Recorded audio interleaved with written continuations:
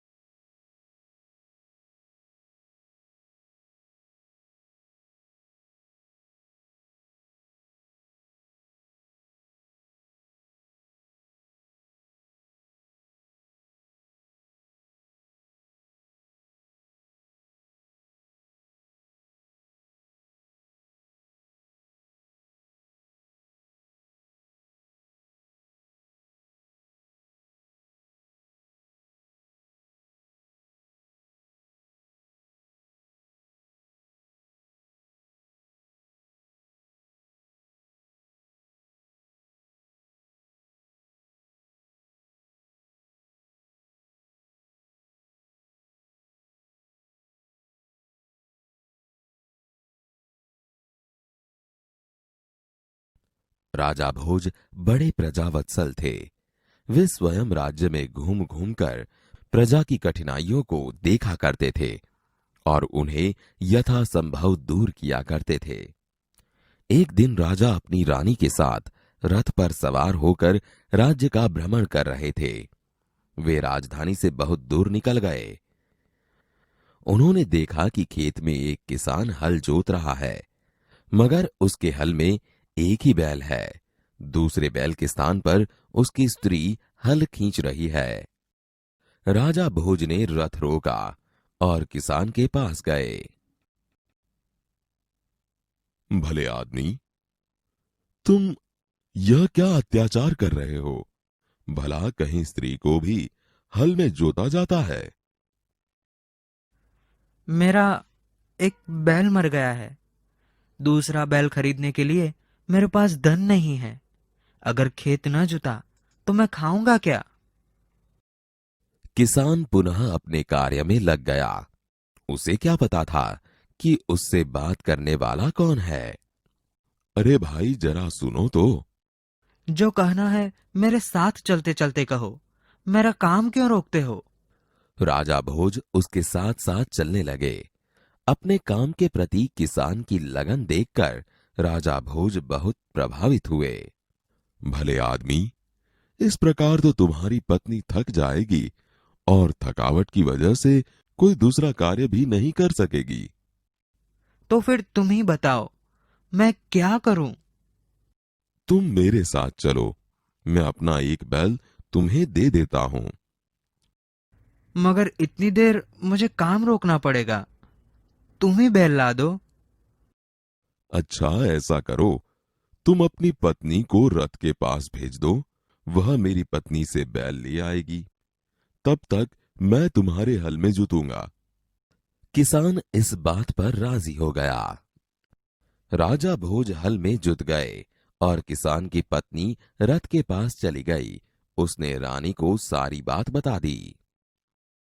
तुम्हारा बैल तो कमजोर होगा, वह हमारे बैल का साथ नहीं दे सकेगा, इसलिए तुम दोनों ही बैल ले जाओ। किसान की पत्नी दोनों बैल लेकर खेत पर पहुंची। किसान बहुत प्रसन्न हुआ। अगर कभी कोई दिक्कत हो तो मेरे पास आना। राजा भोज ने उसे अपना परिचय दिया तो किसान बहुत शर्मिंदा हुआ। उसने राजा से बार बार क्षमा मांगी। राजा प्रसन्न होकर वापस चल दिए। उस बार उस किसान के खेत में बहुत अच्छी फसल हुई। उसके आश्चर्य का ठिकाना न रहा जब उसने देखा कि खेत के जितने हिस्से को राजा भोज ने जोता था उसमें मोती उगे थे। बाकी के हिस्से में उम्दा किस्म के गेहूं उगे थे। किसान बहुत प्रसन्न हुआ।